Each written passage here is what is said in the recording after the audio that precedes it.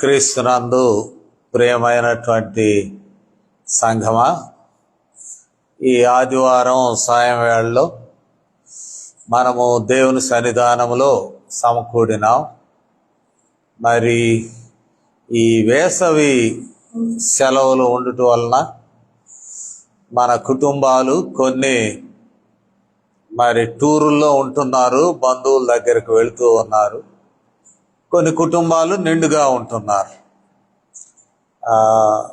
ఏది ఏమైనా వేసవి సెలవులు 2 వారాల్లో ముగుస్తాయి కాబట్టి మరలా యథారీతిగా రొటీన్గా మనము దేవుని సన్నిధిలో అన్ని కుటుంబాల ప్రతినిధులు సమకూడతారని నమ్ముతూ ఉన్నాం. మరి ఈ దినం దేవుని వాక్యము ధ్యానం చేసుకోవడానికి గాను వాక్యం చదివి వినిపించారు ఆశీర్వాదం గారు. అది సంఖ్యాకాండము 6వ అధ్యాయము 22వ వచనం నుండి 26వ వచనం వరకు. ఇంగ్లీష్ బైబిల్స్లో 27 కూడా ఉంటూ ఉన్నాయి. ఈ వాక్య భాగాన్ని మనము ధ్యానించుటకు గాను మనము ప్రార్థనతో మన హృదయాలను సిద్ధం చేసుకుందాం, ప్రార్థించుకుందాం. పరిశుద్ధుడవు తండ్రి, ప్రేమ కలిగిన మా ప్రియ ప్రభువా, మమ్మల్ని కనికరించి ఈ ఆదివారము మీ సన్నిధిలో మేము సమకూడు అవకాశము మాకు ప్రసాదించినందుకు వందనములు. పగటి వేళ తోడుగానున్నారు, సాయం వేళలో మీ సన్నిధిలో మేము సమకూడి ఉన్నాం. మాతో మాట్లాడండి నాయనా. ఈ వర్తమానము మా జీవితాలకు వర్తించులాగున మాకు అందించండి. మేము ఈ మాటలు తీసుకొని హృదయంలో భద్రం చేసుకొని ఆ రీతిగా జీవించు కృపను దయచేయమని సమయమంతటిని మీ అధికారమునకు మేము అందించుచు మమ్మల్ని మేము సమర్పించుకుంటూ క్రీస్తు వారి శ్రేష్టమైన నామములో ఈ విన్నపాలను వేడుకొంచున్నాము తండ్రి, ఆమేన్. చదవబడినటువంటి లేఖన భాగము ఇది సంఖ్యాకాండం, అంటే 5 గ్రంథాల్లో ఒకటి.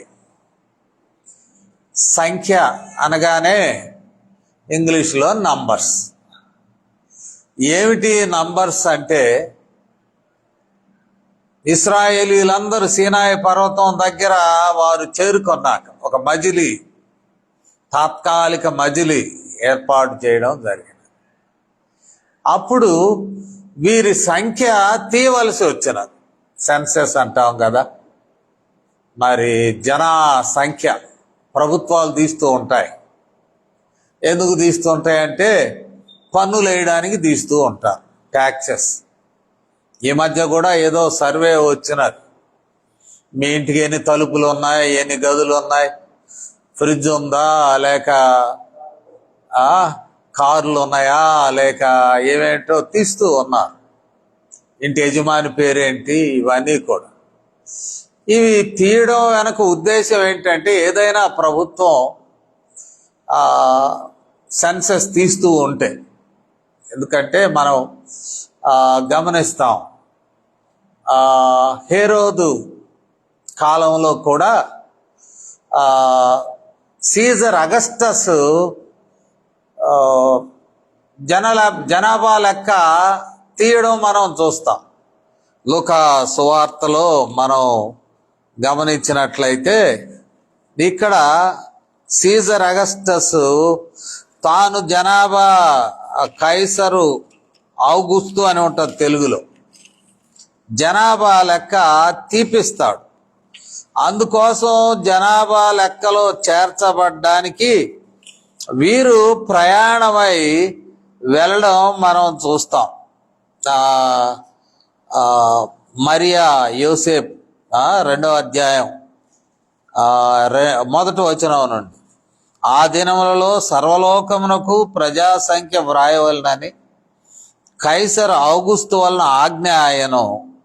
ఇది కురేనియు మరియు సిరియా దేశమునకు అధిపతి అయి ఉన్నప్పుడు జరిగిన మొదటి ప్రజా సంఖ్య. కాబట్టి ఈ ప్రజా సంఖ్య తీస్తూ ఉంటారు గవర్నమెంట్స్. ఎందుకు తీస్తారంటే for the purpose of taxation. ఆదాయం ఎంత వస్తుంది గవర్నమెంట్కి వీరి నుండి అనేటువంటి. రాజులు దీపిస్తారు, చక్రవర్తులు దీపిస్తారు ఈ లెక్కలు. ఈ వాక్య భాగంలో చూస్తే రాజులు చక్రవర్తులు కాదు, దేవుడే దీపిస్తున్నాడు. దేవుడు ఆజ్ఞాపించాడు. సినాయి పర్వతం దగ్గరకు వచ్చారు. మరి వారికి మతం తెలియజేయబడినది, మత విధులు తెలియజేయబడినాయి, ఆరాధన పద్ధతులు తెలియజేయబడినాయి. అదే మజిలీలో జనసంఖ్య తీసుకొని ఇక ప్రయాణమై అరణ్య మార్గంలో వెళ్ళండి అంటాడు. అంటే జనసంఖ్యే కాదు, సంఖ్యాకాండం అనే పేరు ఉన్నది కానీ జనసంఖ్యే కాదు, ప్రయాణం కూడా. కనాను దేశం చేరే అంతవరకు ప్రయాణ ప్రారంభం సీనాయి పర్వతం. ఇక్కడ లెక్క చూసుకుని మొదలుపెట్టి వెళ్ళండి, మీరు ఎంతమంది ఉన్నారు అని చెప్పిన మరి ఆజ్ఞ ప్రకారము జరిగిన లెక్క జనసంఖ్య. గోత్రముల వారి నిలబెట్టి వారిని లెక్కలు తీశారు. వాళ్ళల్లో మిక్స్డ్ పీపుల్ కూడా ఉన్నారు, అంటే మిశ్రిత జనాంగం. ఎట్ట వచ్చారు వీరు అని అంటే, పొలోమని అందరూ బయలుదేరి వస్తుంటే ఐగుప్తు బానిసత్వంలో నుండి ఇతర బానిసలు కూడా ఈ బానిసలతో కలిసి వచ్చారు. ఇప్పుడు ప్యూర్గా ఇశ్రాయేలు వారిని లెక్కలు తీయమన్నారు. అది సంఖ్యాకాండం అయినది.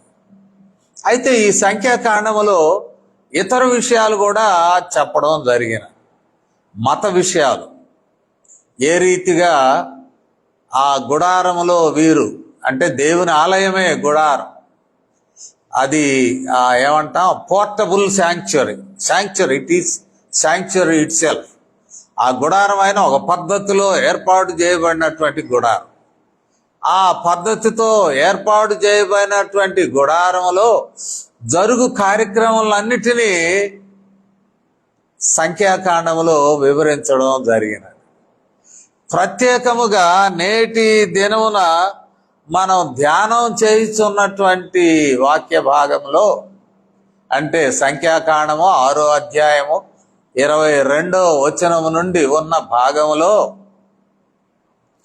ప్రీస్ట్లీ బెనెడిక్షన్, దేవుని దీవెనలే, కానీ యాజకులు ఇవ్వవలసినటువంటి దీవెన. అది యాజకుడి దీవెన కానే కాదు. ఇది దైవ దీవెన, బట్ త్రూ ఛానల్. యాజకునికి దేవుని దీవెన ఇచ్చేటువంటి ఒక ఆధిక్యత దేవుడు ఇచ్చాడు. డ్యూటీ బౌండ్ అండ్ ఒక రకమైనటువంటి హైరార్కీలో మత విషయాలలో యాజకుడికి ఉన్నటువంటి ప్రయారిటీ. ఆశీర్వదించాలి, ఆశీర్వచనం పలకాలి. ఆశీర్వచనం పలుకుతూ ఉన్నప్పుడు మరి అక్కడ జరుగుతున్నటువంటి విషయం ఏమిటి అంటే, ఆశీర్వచనం పలుకుతున్నప్పుడు యాజకుడు పలకాలి కానీ అది దేవుడు ఆజ్ఞాపించినట్లు ఆశీర్వాదం జరగాలి. దేవుడు ఆజ్ఞాపించాడు, డైరెక్ట్ యాజకులకు చెప్పలేదు. మరలా త్రూ మోషే ద్వారా. దేవుని పద్ధతి ఒక క్రమంతో కూడినది కదా. దేవుని పద్ధతి అది క్రమంలో, ఆయన కూడా క్రమంలోనే ఉంటాడు. దేవుడు ఇదంతా నాది కదా, భూమియు దాని సర్వము సమస్తము నాదే కదా, దాని సంపూర్ణత నాదే కదా అని దేవుడు అనుకోడు. ఆయన ఏర్పాటు చేసిన క్రమంలో ఆయనే తన కుమారుని పంపాడు. ఆ క్రమంలో ఆయన కూడా దేవుడు ఏర్పాటు చేసినటువంటి క్రమంలోనే ఒక దేశంలో ఉన్నాడు, ఒక జనాంగం మధ్య ఉన్నాడు, ఒక సమయంలో ఉన్నాడు. ఆయన ఉన్నప్పుడు కూడా పగలు రాత్రి 24 గంటలే, దాన్ని ధిక్కరించలేదు. ఆయన ఉన్నప్పుడే మరి ఉన్నటువంటి ఆయన పెట్టిన క్రమము చక్కగా నిర్వహింపబడినది. దేవుడు పెట్టినటువంటి క్రమమే నిర్వహింపబడినది. అనగా దేవుడు క్రమమునకు దేవుడై ఉన్నాడు. ఇక్కడ మనం చదివాం ఈ సంఖ్యాకాండము 6వ అధ్యాయము 22వ వచనం. యెహోవా మోషేకు ఇలాగు సెలవిచ్చాడు. మోషేకు చెప్పాడు. మోషేకు యెహోవా దేవునికి మరి మంచి సంబంధం ఉన్నది. ఈ సంబంధం ఉన్నటువంటి సమయంలో మోషే ఆయన నాయకుడు. మోషేకు చెప్పాడు. మోషేకు చెప్పి నీవు అహరోనుతో అతని కుమారులతో ఇలాగు అనుము. So God can speak directly with Aaron or his sons. ఎందుకంటే మోషేకు అన్నయ్య కదా. మోషే టాగు మీ అన్నను బిలువు, ఆయనకు ఒక మాట చెప్పాలి. అట్లా కాదు, క్రమం తారుమారవుతుంది. కాబట్టి మోషేతో మాట్లాడాడు. నువ్వు వెళ్ళి అహరోనుతోనూ ఆయన కుమారులతోనూ ఇలాగూ చెప్పుము, వారితో ఇలాగూ మాట్లాడము. ఈ గుడారపు ఆరాధనలో వారు మరి చేయవలసినటువంటి విధుల గురించి మనం వింటూ ఉన్నాం. మోషే మధ్యవర్తిత్వాన్ని రద్దు చేయలేదు. ఎక్కడి దాకా వెళ్ళింది అంటే మరి కనాను దేశపు అంచుల వరకు వెళ్ళింది మోషే నాయకత్వం. నీవు ఆ దేశంలో ప్రవేశించవయ్యా, అంతవరకు నీ లిమిట్ అంటే అంతవరకు మోషే నాయకత్వం జరిగింది. కాబట్టి దేవుడైన యెహోవా దేవునికి మోషే మధ్యవర్తి అంతే. ఇక మనము గలతీ పత్రిక మనం చూసినట్లయితే 3వ అధ్యాయము 19వ వచనాన్ని మనం చూద్దాం. ధర్మశాస్త్రానికి కూడా ప్రజలకు అందించడానికి కూడా మనము గమనించినట్లయితే 3వ అధ్యాయము ఒకసారి మనం చూద్దాం. 19వ వచనం ధర్మశాస్త్రాన్ని గురించి వ్రాస్తాడు. అలాగైతే ధర్మశాస్త్రం ఎందుకు అని మనం గమనించినట్లయితే ఇవన్నీ క్రమాన్ని గురించి మాట్లాడుతూ అది మధ్యవర్తి చేత దేవదూతల ద్వారా నియమింపబడెను. మధ్యవర్తి చేత. మోషే మధ్యవర్తి అంతే. ఇక యేసుక్రీస్తు వారు మరి క్రైస్తవ విశ్వాసంలో ఆయనే మధ్యవర్తి దేవునికి మానవునికి. ఓల్డ్ టెస్టిమెంట్లో మోషే మధ్యవర్తి, ధర్మశాస్త్ర యుగంలో మోషే మధ్యవర్తి, వారు కనాను వచ్చేదాకా. మరి క్రైస్తవ యుగంలో యేసుక్రీస్తే మధ్యవర్తి. No mediator. మీడియేటర్ ఎవరు లేరు. కొంతమంది నా దగ్గరకు వస్తుంటారు, పాస్టర్ గారు నాకు ఒక కళ వచ్చిందండి, దర్శనం వచ్చింది, దాని అర్థం చెప్పండి అంటారు. ఆ దర్శనం ఏదో 2 ముక్కల్లో అయిపోతే వాళ్ళు కళ కానీ మధ్యలో లేచి మంచినీళ్ళు తాగి మళ్ళీ పడుకుంటే ఆ కళ కంటిన్యూ అవుతుంది. అది తెల్లారుజులు వచ్చిన కళ. అదంతా నాకు చెప్పి ఇదేందో చెప్పు పాస్టర్ గారు. మధ్యవర్తి ఎవరు లేరమ్మా, మీరే దేవుణ్ణి అడగండి. అయ్యా నువ్వు ఒక కళ ఇచ్చావు, దాని ఇంప్లికేషన్ ఏంటి? ఆ ఇంప్లికేషన్ ఏంటో అడిగితే దేవుడే చెప్తాడు. యేసుక్రీస్తే మధ్యవర్తి, ఇక లేడు. మానవులైనటువంటి మనము ఏయో కొన్ని బాధ్యతలు, చిరు బాధ్యతలు అప్పచెప్పాడు. కానీ మధ్యవర్తి యేసుక్రీస్తు వారే. దేవునికి మానవునికి మధ్యలో యేసుక్రీస్తు వారు.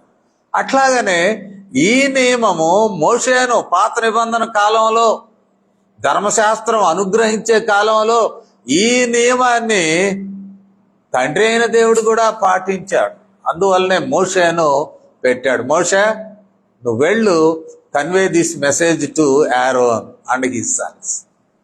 ఈ వార్త అహరోనుకు నువ్వు చేరేయాలి, నేను డైరెక్ట్గా చేరవేయడం కాదు.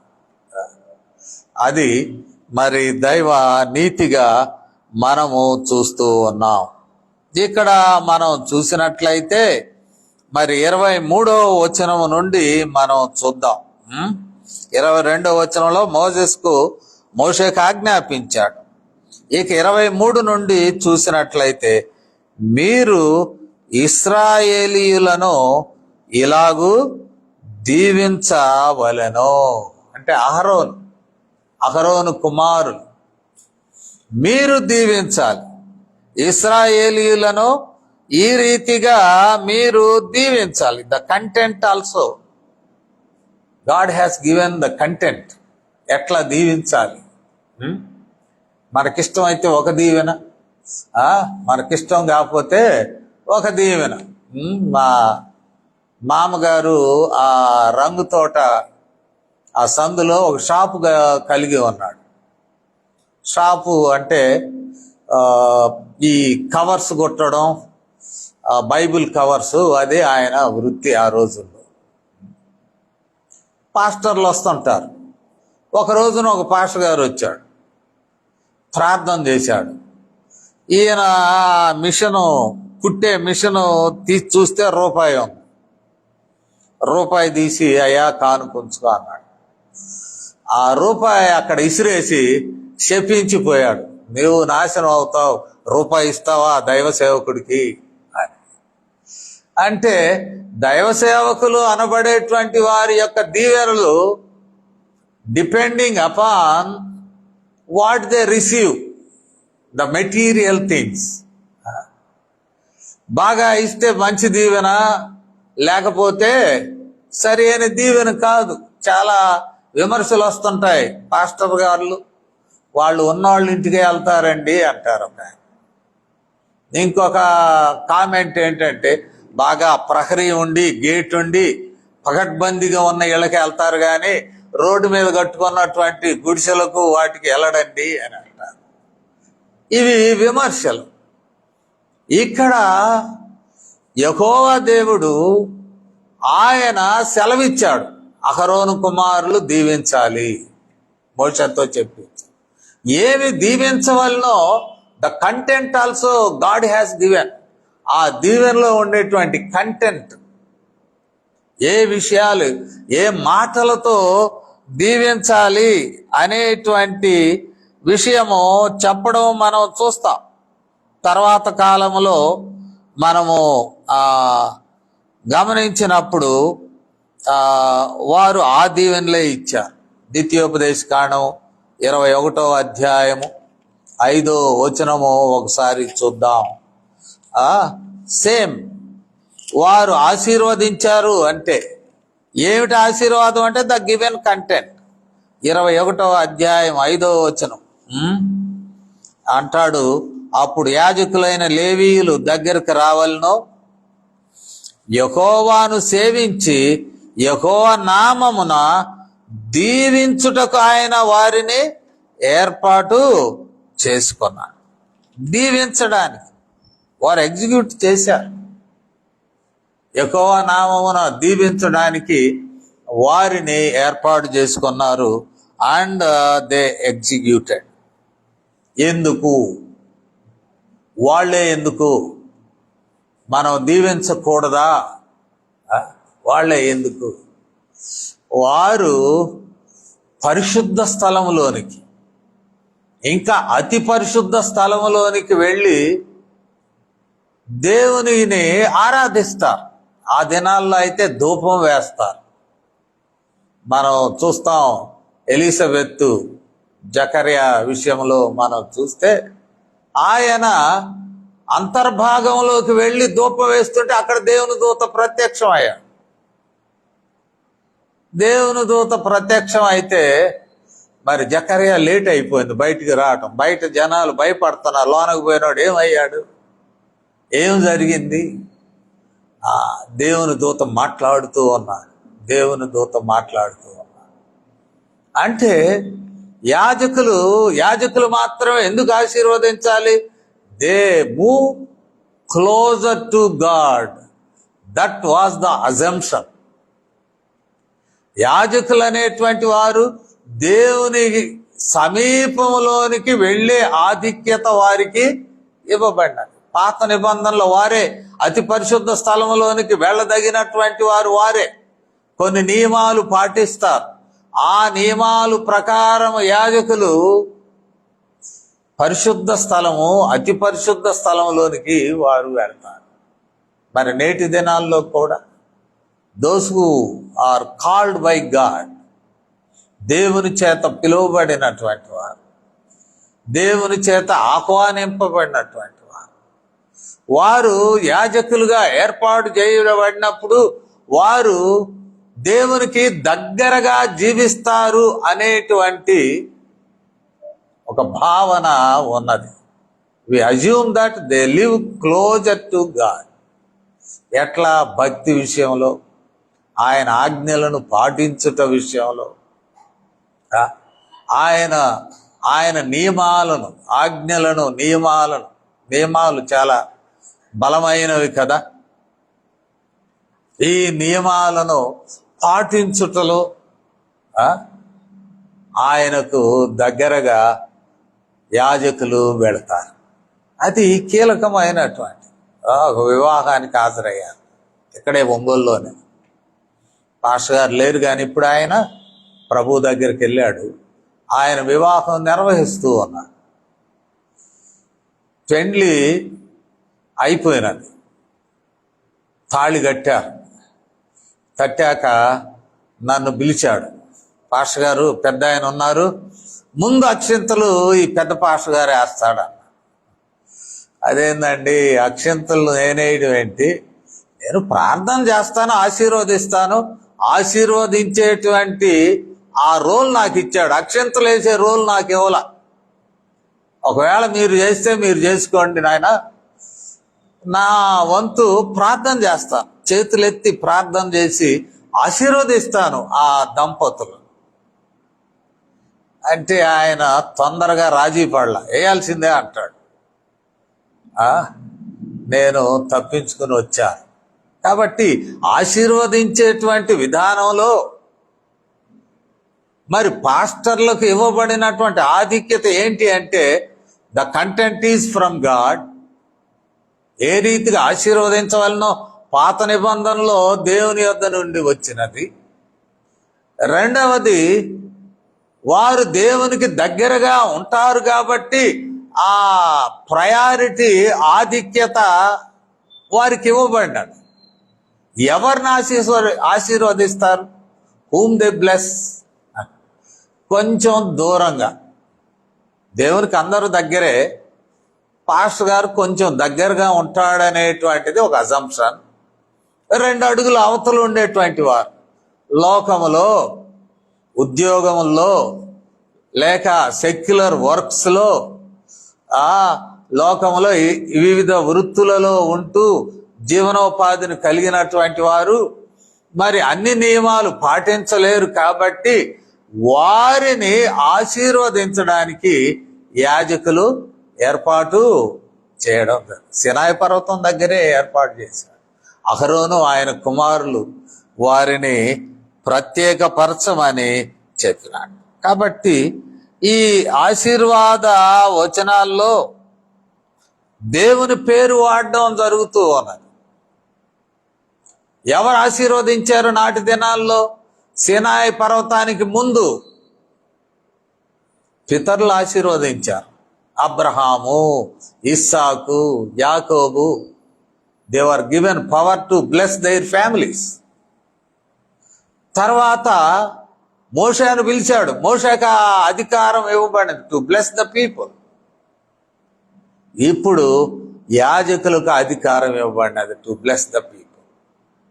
ఇది జరిగినటువంటి విషయం. అయితే మనము త్వరలోనే ముగిస్తాం.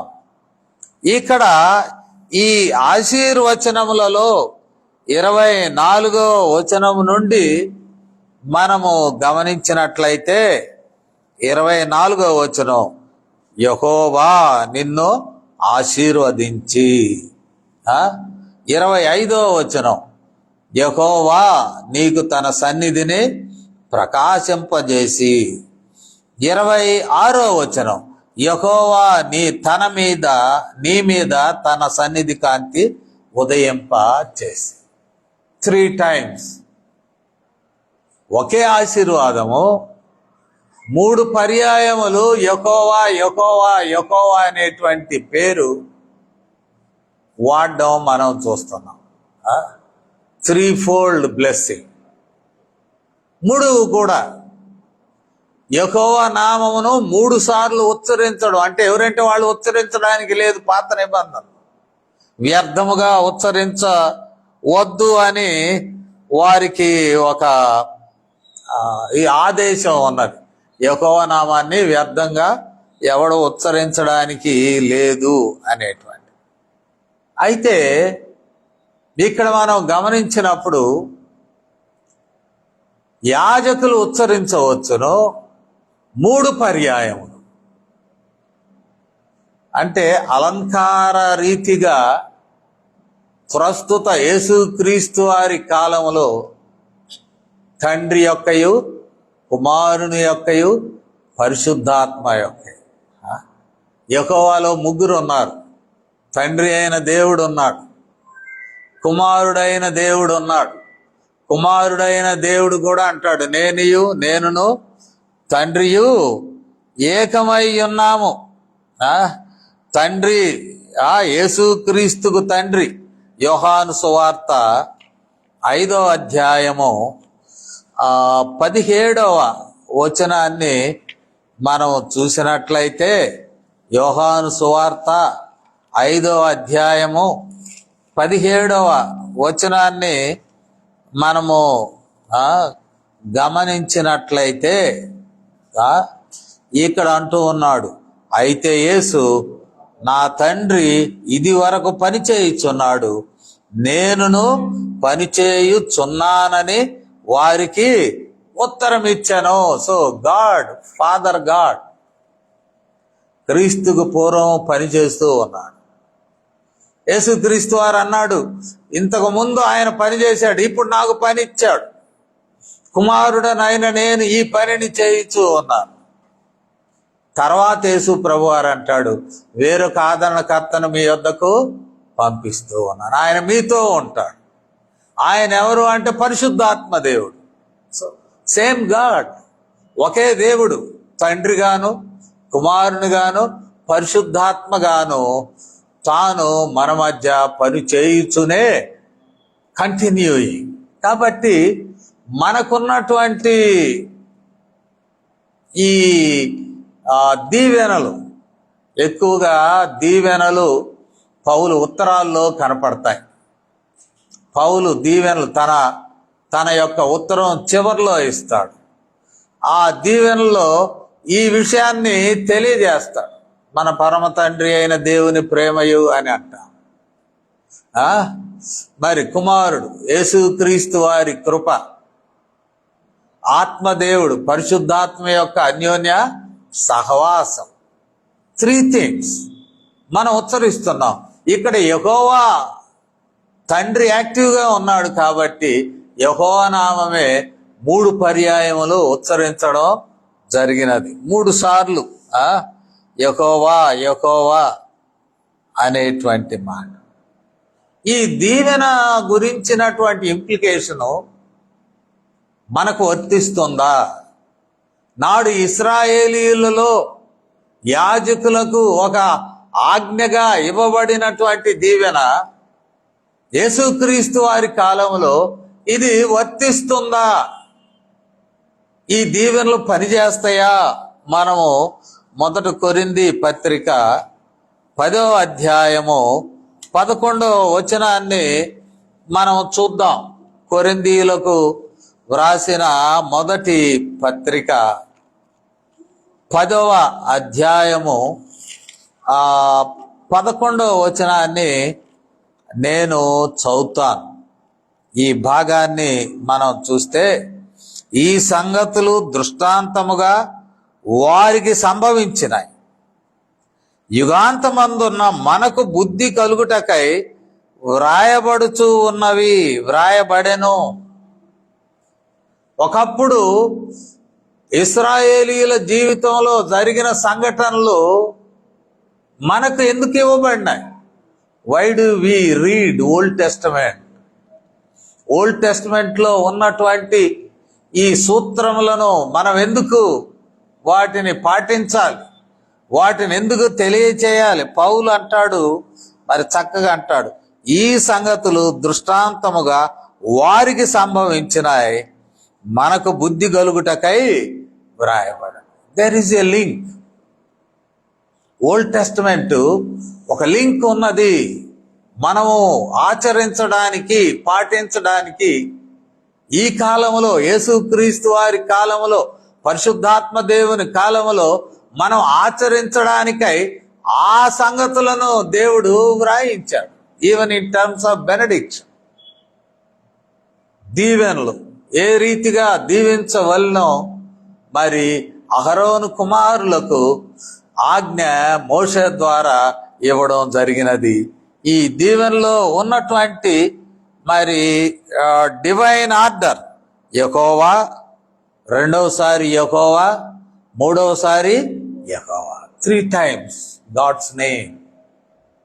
ఇప్పుడు కూడా 3 times దేవుణ్ణి, తండ్రి దేవుని, కుమారుడైన దేవుని, ఆత్మ అయిన దేవుని మనము దీవెనలో వాడతాం. అది పాస్టర్స్, యాజకులుగా ఉన్నవారు అది తెలుసుకోవడం మంచిది. విశ్వాసులైన వారు కూడా తెలుసుకోవడం మంచిది. ఏంటి ఈ దీవెన?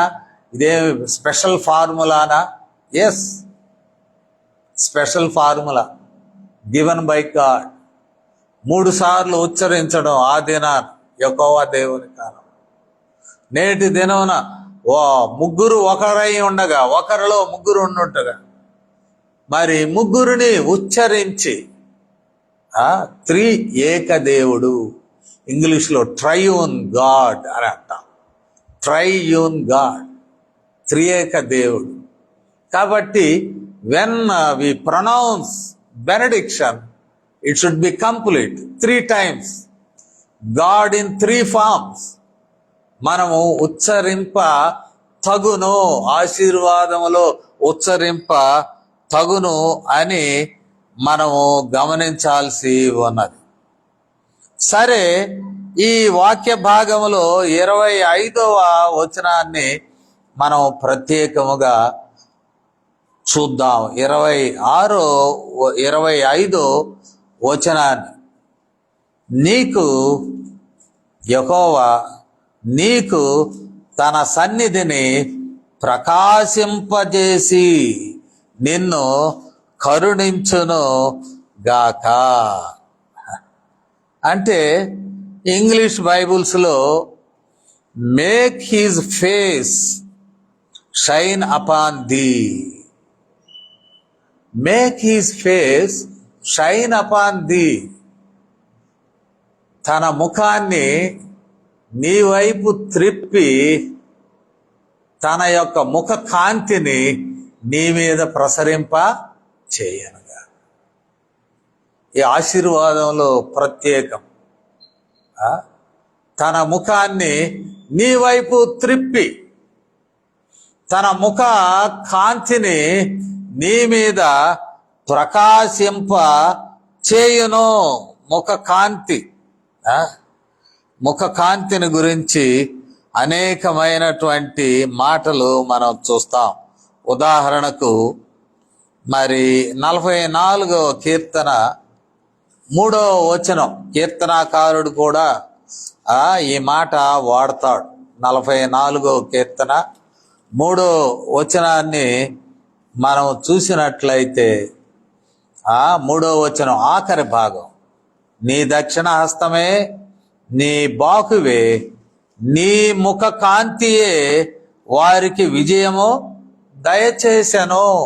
So when he turns his face towards you, అంటే in particular addressing an individual, కమ్యూనిటీని ఆశీర్వదించడం ఒకటి, వ్యక్తిగతముగా ఆశీర్వాదం. ఆయన ముఖకాంతి నీ మీద ప్రకాశింపజేసి. అయితే ఇక్కడ ఉన్న చిన్న ఇబ్బంది ఏంటంటే, ఆయన ముఖకాంతి నీ మీద పడుతుంటే నువ్వు ముఖాన్ని ఆయన నుండి తిప్పుకుంటే దేర్ ఈజ్ ప్రాబ్లం. నీ ముఖాన్ని తిప్పుకోకూడదు, ఆయన వైపు ఉంచాలి. అప్పుడు ఆయన ముఖకాంతి నీ మీద ప్రకాశిస్తుంది. అది కీలకమైనటువంటి విషయం. ఇక్కడే 34వ కీర్తనలో ఈ విషయాలు బాగా చర్చించబడతాయి. 34వ కీర్తన 16వ వచనాన్ని మనం చూద్దాం. 34వ కీర్తన మరి 16వ వచనాన్ని మనం చూసినట్లయితే, దుష్క్రియలు చేయువారి జ్ఞాపకము భూమి మీద నుండి కొట్టివేయుటకై యెహోవా సన్నిధి వారికి విరోధముగా ఉన్నది, అంటే అభిముఖముగా ఉన్నది. ఆయన యొక్క ముఖకాంతి వారికి విరోధముగా ఉన్నది. ఎప్పుడు? వారు దుష్క్రియలు వారు చేస్తూ ఉన్నారు. యాజకుడు ఎంత చెప్పినా యెహోవా ముఖకాంతి మీ మీద ప్రసరింపజేయునుగాక అన్నా వాళ్ళు దుష్క్రియలు చేస్తూ ఉంటే అది సాధ్యము. దేవుడే ముఖం తప్పుకుంటాడు. ఈ అధ్యాయంలో కూడా నేను 5 నిమిషాల్లో ముగిస్తూ ఉన్నా. ఈ అధ్యాయంలో కూడా 6వ అధ్యాయంలో ఈ బెనడిక్షన్ ఎవరికి బెనడిక్షన్ మనం చూద్దాం. 6వ అధ్యాయము ఇక్కడ ఒక విషయాన్ని తెలియజేయచ్చు ఉన్నాడు మోషే ద్వారానే. మళ్ళీ మీడియేటర్ మోషే, ప్రజలకు కూడా మీడియేటర్ మోషే, మధ్యవర్తి. పురుషుడే గాని 2వ వచనంలో స్త్రీయే గాని నాజీరగుటకు ఎవడైనను మ్రొక్కుకొని తన్ను తాను ప్రత్యేకించుకొనిన ఎడల, నాజీరు చేసుకొనడం. నాజీరు వేరు, నజరేతు వేరు. నాజీర్ అంటే those who dedicate their lives to God. పిల్లలుగా ఉన్నప్పుడే తల్లిదండ్రులు నాజీరు చేస్తారు.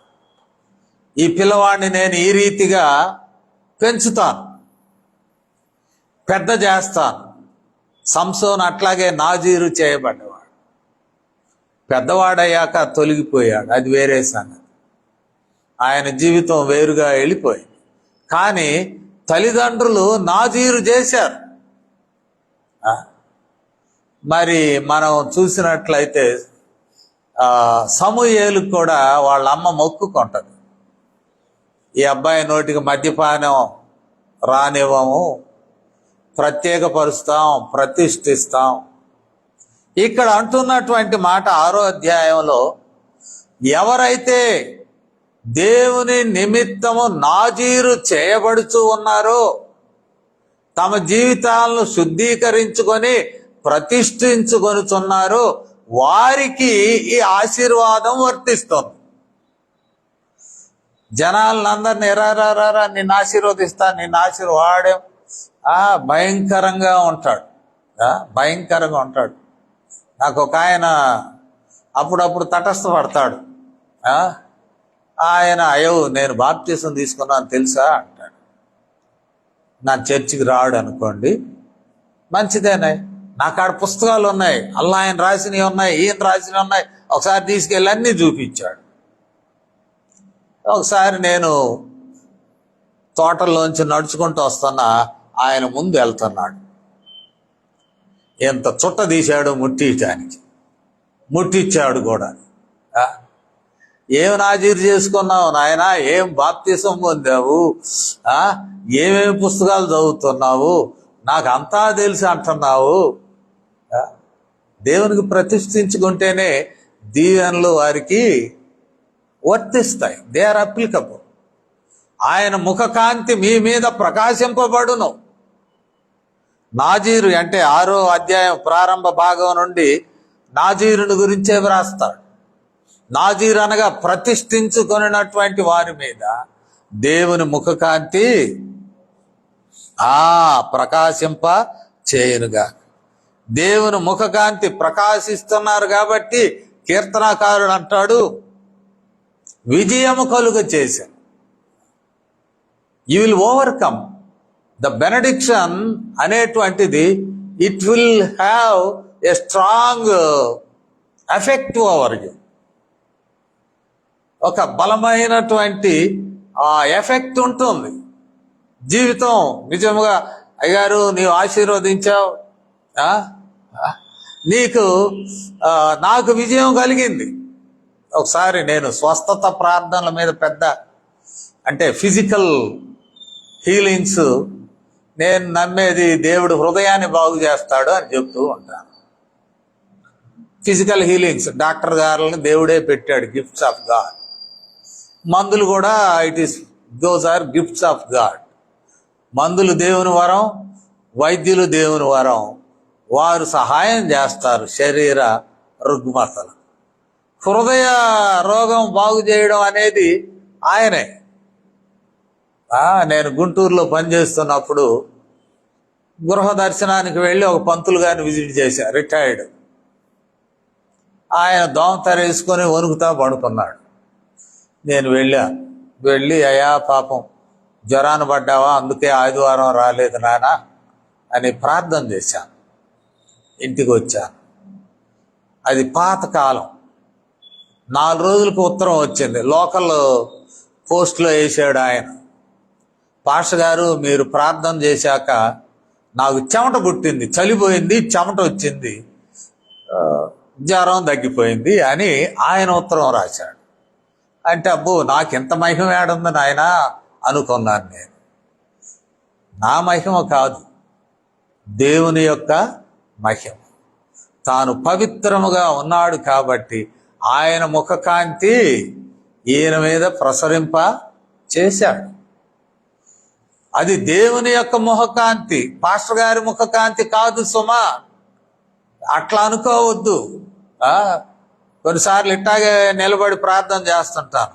మా నాయన చెప్పాడు, అరే గబక్కన చేయి పెట్టి ప్రార్థన చేయబాకరా, అందులో దురాత్మ ఉంటే నీ ఒంట్లోకి వచ్చుద్దా అన్నాడు. అస్సలు చేయి పెట్టను సాధారణంగా.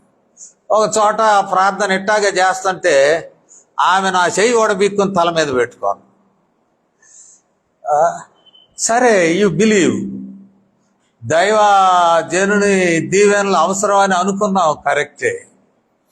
దీవెన దేవునిది. యెహోవా తన ముఖకాంతి నీ మీద ప్రకాశింప చేయనుగా, కరుణించుగాక. విల్ బి గ్రేషియస్, తన కృప చూపును గాక. కరుణించుగాక అంటే కృప చూపును గాక అని ఇక్కడ మనం చూస్తూ ఉన్నాం. ఇదే 26వ వచనంలో కూడా అనదర్ రిపిటీషన్. 26వ వచనం చూసినట్లయితే, యెహోవా నీ మీద తన సన్నిధి కాంతి ఉదయింపజేసి నీకు సమాధానము కలుగు చేయును గాక. సమాధానము కలుగ చేయును గాక. సమాధానము ఈజ్ ద కంక్లూడింగ్ ఎఫెక్ట్. సమాధానం అంటే ఇద్దరు దనుకుని సమాధాన పడ్డం కాదు. మనలోనే ఈ హీబ్రూ కానీ ఈవెన్ గ్రీక్ కానీ అవి ఇచ్చే మీనింగ్ ఏంటంటే హోల్నెస్, పరిపూర్ణత. అంటే మనలో పరిపూర్ణత లేదని. ఈ సమాధానంలోనే ఆరోగ్యం ఉంది, ఈ సమాధానంలోనే పోరాటం నుండి విడుదల ఉన్నది, ఈ సమాధానంలోనే విజయం ఉన్నది. ఆ మాటకు చాలా విస్తృతమైన అర్థం ఉన్నది. సమాధానము కలుగును గాక. నీకు దేవుని దీవెనల వలన నీకు సమాధానము కలుగును గాక. కాబట్టి నేటి దినమున దేవుని దీవెనల గురించి మనం మాట్లాడుకొని ఉన్నాం. దేవుని దీవెన ఒక మధ్యవర్తి అయిన యాజకుడైన వాని ద్వారా ఈ దీవెన వచనము అందింపబడుతూ ఉన్నది. దీవెన దేవునిదే, వచనము మాట యాజకుడై ఉన్నాడు. మనం చివరిగా చెప్పుకున్నాం, ఎవరికి ఈ దీవెన వచనం? నాజీరు చేయబడిన వారి. మన కాలంలో అయితే ఎవరైతే యేసు ప్రభువారి రక్తములో తన జీవితాలను శుభ్రం చేసుకొని తమ పాపములను కడిగి వేసుకొని పవిత్రులైనటువంటి వారు, అక్కడ నాజీరు, they dedicate and they observe, వాళ్ళు తమను తాము నియంత్రించుకొని ముందుకు సాగుతారు. ఈ కాలంలో మన రక్షకుడైన యేసుక్రీస్తు వారే మన సమస్తమును శుభ్రం చేసి దీవెనకు అర్హత మనకి ఇస్తూ ఉన్నాడు తన యొక్క ఆశీర్వచనం ద్వారా. ఈ రీతిగా మనము శుభ్రం చేసుకొని దేవుని సన్నిధిలో కనపడుట ద్వారా ఆ దీవెన మనకు ప్రాప్తిస్తుంది. ఆ దీవెన ఫలితమే థర్డ్ టైం రిపిటీషన్లో మనం చూస్తాం, సమాధానము కలుగునుగా. Peace will be restored. మనలో ఉన్నటువంటి పోరాటములు, మనలో ఉన్నటువంటి బలహీనతలు, మనలో ఉన్నటువంటి అపజయములు అన్నిటి నుండి విడుదల పొంది, భయములు, ఇన్సెక్యూరిటీ, వీటన్నిటి నుండి మనం విడుదల పొంది సమాధానమును పొందుతాం. అట్టి కృప దేవుడు మనకు అనుగ్రహించునుగాక. ప్రార్థన చేస్తాను. కృప కలిగిన తండ్రి, మాతో మాట్లాడినందుకు వందనం. ఆ దినమున నాజీరు చేయబడినటువంటి వారి విషయంలో యాజకుడు మా ప్రభు పలుకు ఆ ఆశీర్వచనం మేము జ్ఞాపకం చేసుకున్నాము మా తండ్రి. నాయన, మేము కూడా మా జీవితములను నాజీరు చేసుకున్న వారమై, ప్రభు యొక్క రక్తములో మేము కడుక్కున్న వారమై, మా పాపముల నుండి విడుదల పొందిన వారమై, మీ యొక్క ఆశీర్వచనం మీ దాసుల ద్వారా మేము పొంది మేము నెమ్మదిని సమాధానమును కలిగి ఉండుటకు కృప చూపమని, వినిన మాటలు మా హృదయములో ఫలింపచేయమని ఈ విన్నపములను మా ప్రభువును మీ ప్రియకుమారుడునైన యేసుక్రీస్తు వారి శ్రేష్టమైన నామములో వేడుకొనుచున్నాము తండ్రి. ఆమేన్.